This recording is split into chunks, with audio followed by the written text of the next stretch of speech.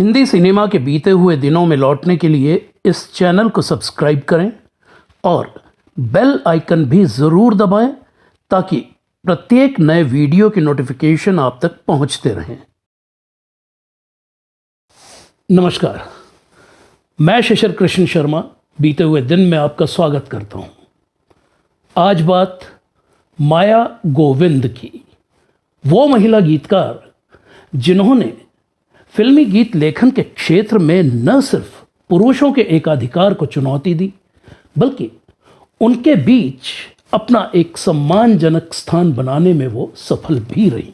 हालांकि अपवाद के तौर पर कभी कभार महिलाएं शुरुआत से ही इस विधा में हाथ ज़रूर आजमाती आईं, जैसे साल 1936 की फिल्म मैडम फैशन की निर्मात्री, निर्देशिका, संगीतकार जद्दन बाई, या फिर पद्मा सचदेव, रानी मलिक और कौसर मुनीर। यहाँ तक कि अभिनेत्री निरूपा रॉय ने भी साल 1958 की फिल्म सम्राट चंद्रगुप्त में एक गीत लिखा था, मुझे देख चांद शर्माए। लेकिन इस क्षेत्र में अगर पुरुषों के वर्चस्व को तोड़ने का काम किसी ने किया तो वो थी माया गोविंद, जो फिल्मों में आने से पहले ही बतौर कवित्री अपनी एक अच्छी पहचान बना चुकी थी। माया जी से बीते हुए दिन के लिए बातचीत विलेपार्ले वेस्ट की जोहो स्कीम के उनके फ्लैट पर हुई थी। माया जी का जन्म 17 जनवरी 1940 को लखनऊ के एक समृद्ध खत्री परिवार में हुआ था। उनके पिता हरनाथ वहाल कपड़े के कारोबारी थे। माया जी 3 बहनों में सबसे बड़ी थी। जिंदगी सुख शांति से गुजर रही थी कि अचानक हालात बदल गए। माया जी के पिता की आंखों की रोशनी चली गई। तीनों बहनें उस वक्त बहुत छोटी थीं। माँ सीधी सादी गृहिणी थी। घर में कोई भी ऐसा नहीं था जो घर को और व्यापार को संभाल सके। ऐसे में पिता की सभी 3-4 दुकानों और मकान पर उनके भाइयों का कब्जा हो गया और माया जी के परिवार को किराए के मकान में आ जाना पड़ा। माया जी 5 साल की हुई तो उनके पिता गुजर गए और घर के आर्थिक हालात बिगड़ते चले गए। ऐसे में उनकी माँ के मामा मदद के लिए आगे आए। उनके द्वारा दी गई 250 रुपये प्रति माह की आर्थिक मदद से तीनों बहनें पली बढ़ीं। माया जी ने बीए करने के बाद बीएड में दाखिला ले लिया। वो बीएड के पहले साल में थीं जब उनकी शादी प्रयागराज में कर दी गई, लेकिन ये शादी असफल रही और सिर्फ 3 महीने बाद माया जी को वापस मायके लौट आना पड़ा। बीएड करने के साथ साथ माया जी ने भातखंडे संगीत विद्यालय से 4 साल का कोर्स किया, शंभू महाराज से कथक सीखा, लखनऊ रेडियो के कई नाटकों में हिस्सा लिया, बाल विद्या मंदिर में वो पढ़ाने लगी और साथ ही लखनऊ के मशहूर रंगकर्मी कुंवर कल्याण सिंह के नाटकों में भी हिस्सा लेने लगी। माया जी बताती हैं, 11-12 साल की उम्र से ही मैं कविताएं लिखने लगी थी।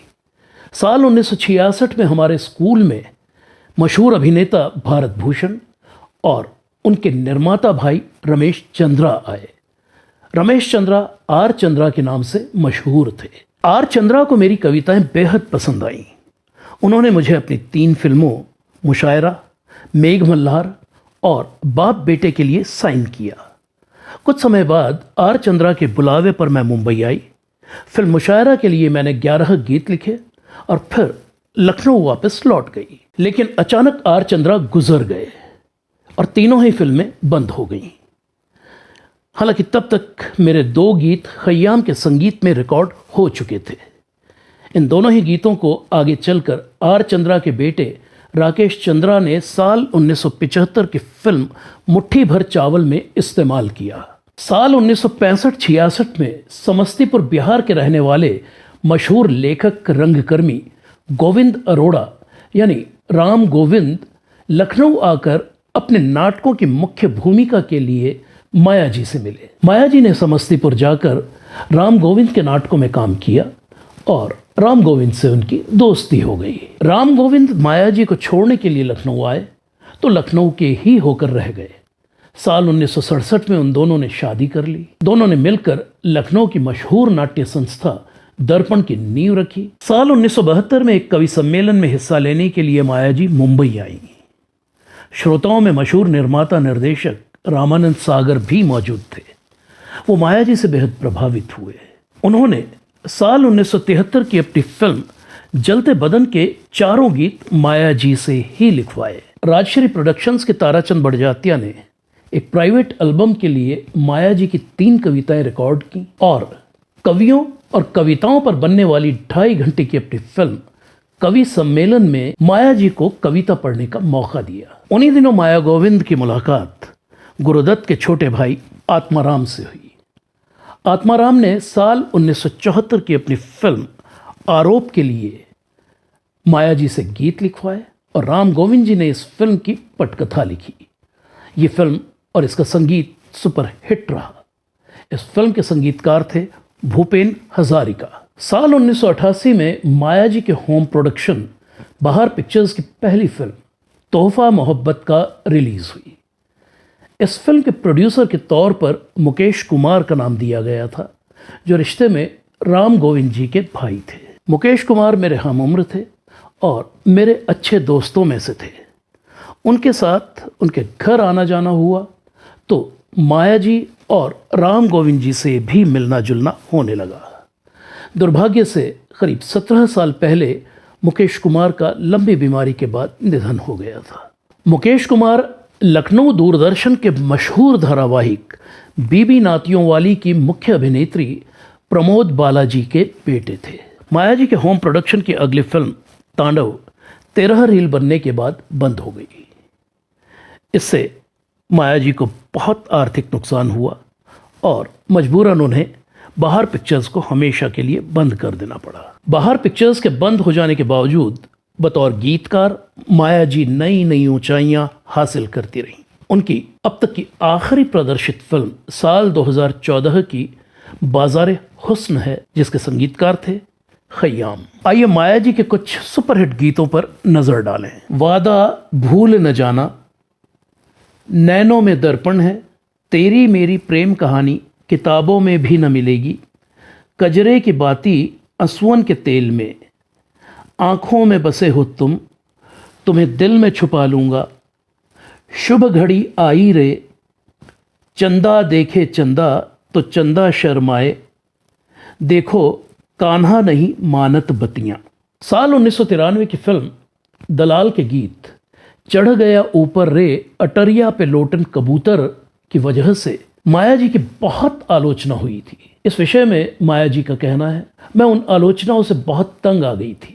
मुझे ऐसा लगने लगा था इस एक गीत ने मेरी तमाम काव्यात्मक और स्तरीय रचनाओं पर पानी फेर दिया हो।